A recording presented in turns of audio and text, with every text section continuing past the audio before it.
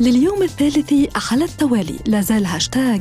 محمد بن زايد عز الإمارات على قائمة ترندز الإماراتية، يتداول خلاله المغردون أحدث فيديو نشرته الصفحة الرسمية لأخبار الشيخ محمد بن زايد عبر تويتر بعنوان جيل المهمة هم فخر الوطن وأمل المستقبل، متداولين أيضاً تقارير عن استثنائية علاقته بشعبه وبترجمته لوعوده ووفائه للشهداء ولعلاقات بلاده الخليجية.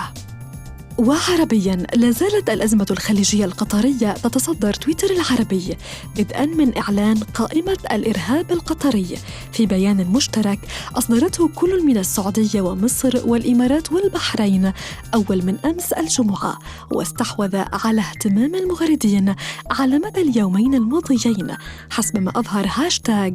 تمويل قطر للإرهاب الذي لا يزال نشطاً حتى اليوم، ويتداول فيه المغردون أسماء الشخصيات والمنظمات المصنفة في قوائم الإرهاب المحظورة المرتبطة بالدوحة. كما تداول المغردون ظهر اليوم صورة لوثيقة تكشف تورط قطر في إرسال 1800 متطرف للقتال بالعراق، وذلك حسب مراسلة صادرة عن السفارة القطرية في العاصمة الليبية طرابلس في سبتمبر 2012. إلى ذلك نشط من جديد هاشتاغ قديم بعنوان كذب قناة الجزيرة بعد أن قامت القناة القطرية بتزوير خطاب الرئيس الأمريكي دونالد ترامب أول من أمس الجمعة، والذي وجه فيه الاتهام مباشرة إلى قطر بتمويل الإرهاب، وهي الكلمة التي تفادتها القناة مستبدلة إياها بكلمة تطرف. حتى في تصريحات ترامب التي شاهدها القاسي والداني، قناة الجزيرة تستمر في التزييف وتستبدل الإرهاب بالتطرف. وإلى جدل آخر أثارته قناة الجزيرة أمس بعد أن قامت بقطع حوارها مع وزير الخارجية القطري السابق حمد بن جاسم بعد 17 دقيقة من بدء الحوار، في موقف حدث قبل أيام خلال كلمة الرئيس القطري تميم بن حمد الذي قطعت أيضاً كلمته، وهو ما وصفه المغردون بتخبط واضح في الإعلام القطري.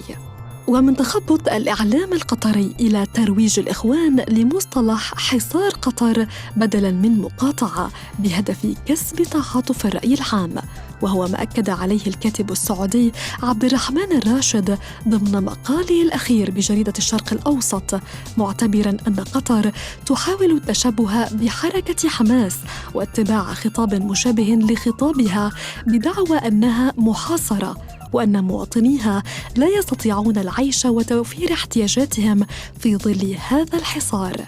مؤكداً أيضاً أن المواطن القطري هو ضحية سياسة حكومته. مقال الراشد أحدث تفاعلاً خليجياً واسعاً، وأطلق المغردون له هاشتاغ عبد الرحمن الراشد يمثلني، وذلك رداً على مهاجميه من الإعلام القطري. شكراً للمحبين ممن هاشتاج وتصدى ورد عليه، لن ننحدر إلى مستواه، فالبذاءة لغة العاجز، أما أهل قطر أهلنا وخلافنا ليس معهم. أهل قطر أهلنا وخلافنا ليس معهم، هذا ما أكد عليه المغردون الخليجيون، وأكده القرار الذي وجهت به كل من الإمارات والسعودية والبحرين بمراعاة وإغاثة الحالات الإنسانية للعائلات المشتركة من رعايا الدول الثلاث ومواطنين قطريين، مخصصة أرقاماً للتواصل لاستقبال اتصالات تلك الأسر. خلافنا ليس مع الشعب القطري، وهذا أعلن عنه من أول يوم وبشكل رسمي. الخلاف مع حكومة تدعم الإرهاب وتحتضن مطلوبين.